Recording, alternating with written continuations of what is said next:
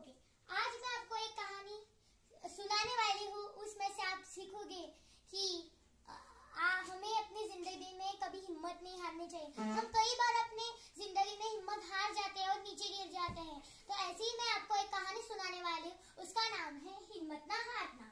चलो मैं अपनी कहानी स्टार्ट करती हूँ। एक समय की बात थी, एक राजा रहता था। उसके दो पुत्र थे, एक का नाम अवगेश और एक का नाम विक्रम था। दोनों ने सोचा चलो ना क्यों हम जंगल में शिकार करने के लिए चले जाए। तो उनके सामने एक विशाल नदी मिली उनको। तो फिर उन्होंने सोचा कि थोड़ी देर क्यों ना हम नदी में नहा लिया जाए। तो फिर वो नदी में उतरे। नदी में उतरने के बाद अवगेश को ज्यादा दूर जाना अच्छा नहीं लगा, क्योंकि नदी की गहराई बहुत ज्यादा थी और विक्रम तो थोड़ी देर ज्यादा दूर चला गया था।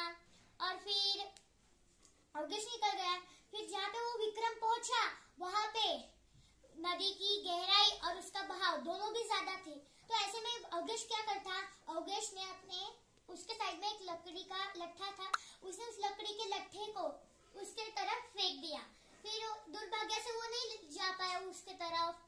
तो फिर अभी सब जन वहाँ पे इकट्ठा हो गए। सब जन कहने लगे अभी विक्रम नहीं बच सकता, विक्रम नहीं बच सकता। लेकिन अभी उसने भी ठान लिया था अवगेश ने कि अभी वो नहीं बचेगा। तो फिर उनमें से एक सन्यासी था, उन लोगों में से, वो सब बातें सुन रहा था। सुनने के बाद वो वापस चला गया। वापस जाने के बाद वो थोड़ी देर के बाद आया और उसके साथ एक पुरुष लेके आया। उसका नाम था विक्रम।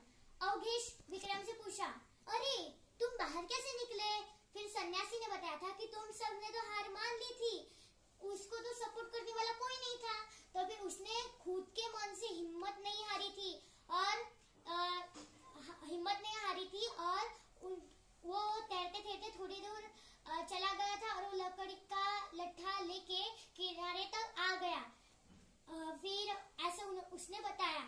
फिर इस कहानी से हमें ये सीख मिलती है कि हमें कभी भी अपनी जिंदगी में हार नहीं मानने चाहिए।